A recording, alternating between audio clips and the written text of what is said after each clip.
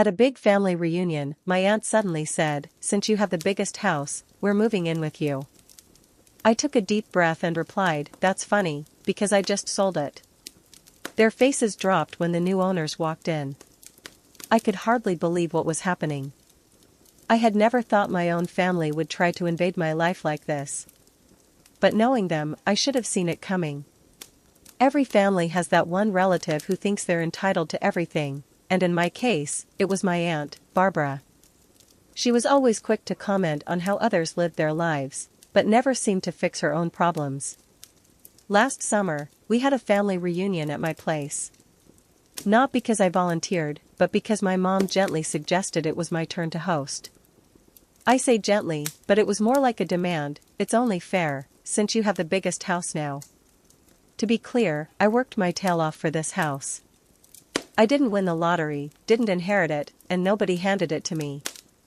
I put in the years, the long hours, and the sacrifices to get here. But that didn't stop my family from acting like I had somehow gotten lucky. The reunion was supposed to be a simple one-day event: eat, catch up, and go home.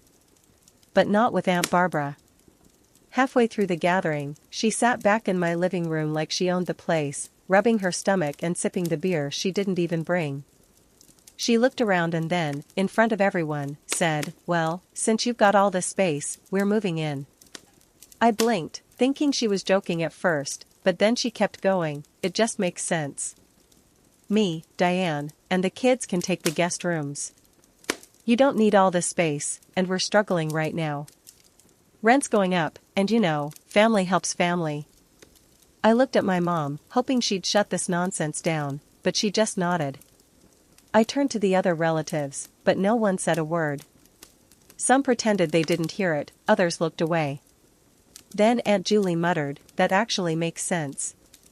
That's when I realized they'd been talking about this behind my back.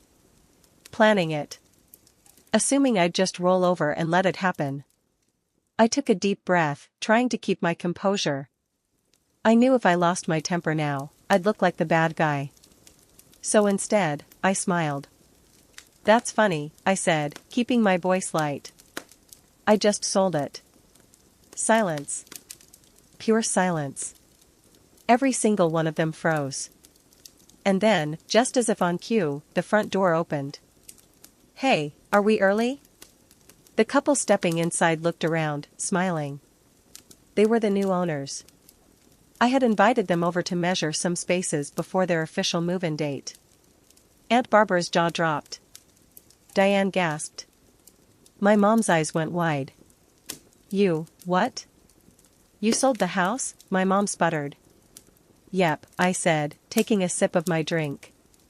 "Signed the paperwork last week. Thought I'd downsize. A big house is too much for one person, right?" I wasn't about to let them take advantage of me. As soon as I overheard them planning this a few weeks ago, I made moves. Fast. To be clear, I didn't sell the house out of spite, though that was definitely a bonus. I had been planning to move for a while, because work made me an offer in another city I couldn't refuse. But instead of announcing it, I kept it quiet. I wanted to see just how far they would push me. And, turns out, pretty damn far. Aunt Barbara shot up from her seat. "You can't be serious." "Oh, I'm serious," I said, tilting my head. "Didn't think I'd be handing out free housing, did you?" "You didn't even tell us," my mom hissed. "Why would I?" I asked. "You weren't planning to ask before moving in." Diane stood up, crossing her arms. "This is cruel. We have nowhere to go." "Not my problem," I said. Aunt Barbara's face turned red. "You're being selfish. Family takes care of each other." I smiled again. "That's funny. Because I don't remember anyone offering to help me when I was working 80-hour weeks to afford this place." Nobody had anything to say to that. The new owners awkwardly held up their measuring tape and said, "We can come back later if this is a bad time." I waved them off. "Nah, you're fine. I was just leaving anyway." And with that, I grabbed my keys, walked out, and never looked back. That was months ago. and let me tell you, it caused a war in the family. My mom was furious. My aunt stopped talking to me. Aunt Barbara tried calling me so many times that I had to block her number. And the best part? Turns out, Aunt Barbara and her family had already given their landlord notice, assuming they'd be living with me. They had no backup plan. I heard from one cousin, the only one I actually liked, that they ended up crammed into a tiny apartment, struggling to afford rent. Could I have helped them? Sure. But after years of their entitlement, I just didn't care anymore. Actions have consequences. And if you play stupid games, you win stupid prizes.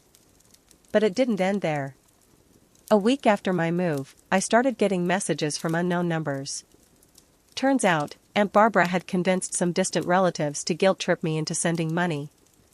I ignored them at first, but then someone tried to break into my new place. Changing my locks was the first thing I did after that. The final straw? Aunt Barbara actually tried to sue me for emotional distress and lost housing opportunities. Yeah, that got laughed out of court real fast. Now, she's burned so many bridges that nobody in the family wants to help her. And me? I sleep peacefully at night, knowing I dodged a lifetime of freeloaders. More unbelievable stories are coming soon, stay tuned.